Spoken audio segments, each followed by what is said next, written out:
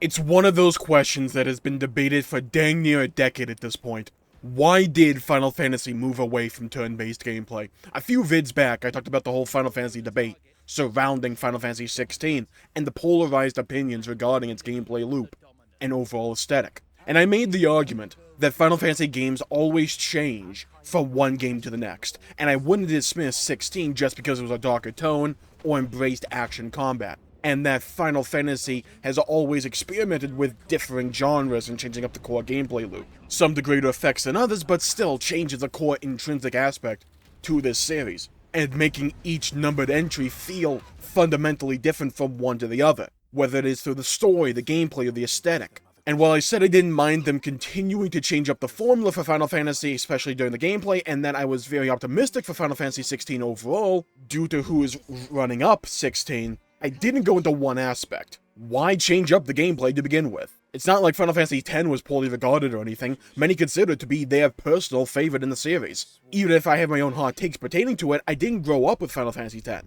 But even when I first experienced it a few years back, I could recognize how expert the actual gameplay was. Sure, the levels were linear, but the combat itself was super fun and engaging, and also rewarding, involving various strategies you can invoke to gain advantages like different turns. The sphere grid upgrading system was a cool source of progression, where I always felt like strategizing where a particular character would go next for upgrades. Pairing them up with different characters created interesting combinations, and the combat itself was just fun. Seemed like they had just ironed out a future-proofed combat loop. Sure, you could vary up progression if you wanted to, but when you just struck diamond in a gold mine, why leave it? At least leave it completely to start with a differing combat system that, let's be honest, took a while to get the ball rolling in terms of the real-time combat. 15's combat was very rough around the edges, and sure, warping around everywhere is a hill I'll die on in regards to it being cool as hell and fun, but the rest of the combat loop felt clunky more often than not, at least to me. Magic felt more niche than a central pillar of gameplay, like it had before, which I'm fine with experimenting, and when I think the whole potion consumable magic aspect of 15 has potential, and has some really interesting combinations, I think it was a system that could work as part of a greater magic system, instead of being the magic system. Final Fantasy VII Remake overall was a massive step in the right direction, and I felt the combat loop was very satisfying. I'd give my left butt cheek for a dedicated jump button, but I felt the balance between unique combat styles for each character combined with the ATB system made you choose between items and magic and character abilities, and I felt that raised the stakes for each action you performed and disincentivized just spamming magic or any one ability. You had to build up to it, and then you could spend it how you wished, and each usage of the ATB gauge, especially on hard mode, felt meaningful. Many may not have felt this, but I did feel like it was trying to blend that turn-based feeling with real-time combat, and it was fun to me. 16 looks appealing to me as well, with its seeming focus on combo-oriented gameplay on top of weaving between various icon forms for varying effects. It looks really fun. However, again, why go this direction to begin with? I don't agree with the idea that if Final Fantasy had stuck with turn-based, that it would inherently mean the series would be less popular. At least nowadays, a lot of big games out there are turn-based. Heck, one of the biggest gaming series out there for decades, and still is, has been Pokemon, which I get is easy to write off as lol, it's just Pokemon, but think about it. It's a game that is straight up turn-based, and despite all the crap that it gets for each new installment, whether they feel too similar to the other entries, or whatever controversy surrounds a new Pokemon game, whether it involves the Master Decks, the visuals, or whatever, or the performance, the game releases dang near yearly and still sells a metric crapload, and each game is still highly anticipated each time. And if turn-based combat was an inherent problem for sales in the modern era of video games, that just wouldn't happen. Sure, anything with a Pokemon name will do numbers regardless, but if going real-time combat definitely produced higher sales numbers, wouldn't Pokemon just do that? Unless the conversation isn't as simple as that. I think Square Enix was trying to get out ahead of something that they viewed to be a real issue looming over for them. A sword of Damocles that was about to fall in their eyes. Remember the discussion that sparked recently over the term JRPG? I made an entire video about that term. Now, while I focused mainly on the idea that the term JRPG holds little value and conveys little information practically, it also holds a very negative connotation for a lot of people out there. especially for Japanese developers, and still does depending upon who you ask. The YouTube channel Jim Stilling recently went into detail about the history of that term and its impact, and I'll leave a link in the description down below if you want to go watch that. But yeah, if turn-based party gameplay was being viewed as an intrinsic part of this JRPG term, quote-unquote, and you felt that sentiment against that style of gameplay was going to sour and sour quickly, especially in the PS2 era, it makes sense why you would try and pivot your most prized franchise away from that to try and retain the prestige that the series has. Maybe it's a little bit tinfoil hat of me, but I don't think the swap from turn-based and ATB-based games to real-time combat was a reactive choice on Square Enix's part. It feels like a proactive one, or at least a preactive one. Like they wanted to get out ahead of any critique that could come their way, the game's getting stale and repetitious. They were in the double digits for entries in the franchise before counting spin-offs and sequels. There were a lot of Final Fantasy games. So I think wanting to breathe some new air into a franchise that had been around for decades is a valid desire. I also don't think that was the only decision. I think they wanted to transition Final Fantasy into a more cinematic experience as well. Think about it this way. Take a scene from Final Fantasy VII with the plate falling, for instance. In the original, whenever you go into combat, it would have to phase you into a small combat scenario. And once you were done, go back to the overworld perspective. For some people, that could be seen as immersion breaking even if they don't realize it consciously.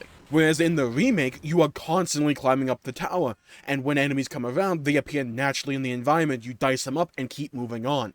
It's less transitions and feels more seamless overall. And for certain people, that can be seen as more immersive and helps to suck them into the world, and not be taken out of it subconsciously every few seconds. This isn't necessarily better, but to me I'd argue it's more cinematic because it doesn't take you away from what is happening around you, and you feel like you are following a character as they are battling their way up the structure.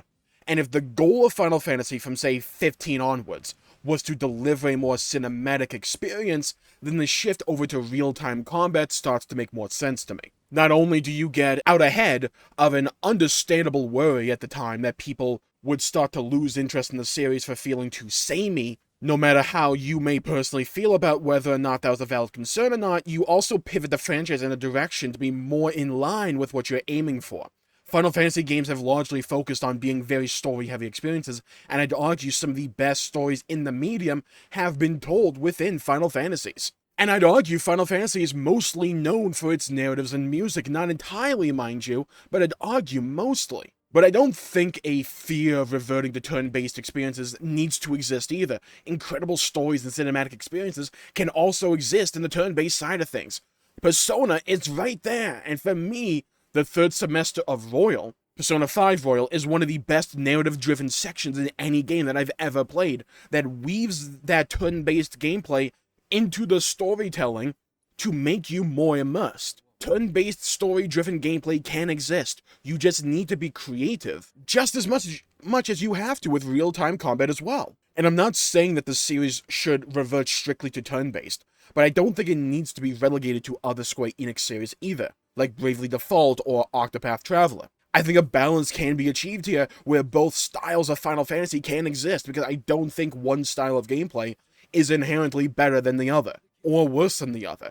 You just have to tailor the gameplay and the type of story you're trying to tell towards that method of gameplay. Some stories and styles of storytelling may be more suited to real-time gameplay. 16 may be shaping up to be that way, whereas other stories really suit that turn-based style of gameplay. Take Final Fantasy X, for instance. With the way that party is structured, hell, even Final Fantasy VI, with the ways those parties are structured, and the ways those stories are delivered to the player, I wouldn't want them to change the gameplay formula for those games. Because the way they are incorporated into the overall gameplay loop, into the storytelling, makes for a better experience overall because they fit with one another, in my opinion. And while I do really love Final Fantasy 15 and 7 Remake, and I assume I'm going to love Final Fantasy 16 as well, I still love those older experiences as well, and I don't want to see that style of Final Fantasy be relegated to the past. I would love to see some kind of way to bring them both into the future. Because I don't think turn-based has to be treated like the predecessor to real-time gameplay, even in the modern day. Some of the biggest games out there right now, especially in the RPG scene, are turn-based. It's just a matter of how you execute on it, and how you make it feel unique and individualized to that overall experience. And while Final Fantasy 16 may be shaping up to be a game that benefits from being real-time, and I fully believe it can be, future games don't have to be. And I don't think cinematic experiences or cinematic ways to tell a story have to be conveyed solely through real-time gameplay. It's just a different method. And just because you have two different recipes, it doesn't mean one is better than the other. It's just that the end result of that recipe may appeal to different types of people. And as someone who enjoys both end results, I don't want to just see one fade into the backlights. I like having that sense of variety, and I like having both styles. So I'm going to call the video there for today. Thank you all for tuning in. My pleasure making the video. If you enjoyed it, please leave a like and subscribe. It really helps the channel out and helps support future content, and I greatly appreciate it. Leave a comment down below with what your favorite Final Fantasy is and why it's your favorite. Do you just have a bunch of nostalgic memories towards it? Is it the gameplay loop that you really enjoyed, or a particular character, or a particular dynamic, or a story event? Let me know. I'd love to hear your thoughts and hear your perspectives and to hear your stories. And hit the bell icon to be notified when I upload in the future. Stay safe, everybody. Have a great day. Go play some video games if you can, and I'll see you all next time. Bye-bye, everybody.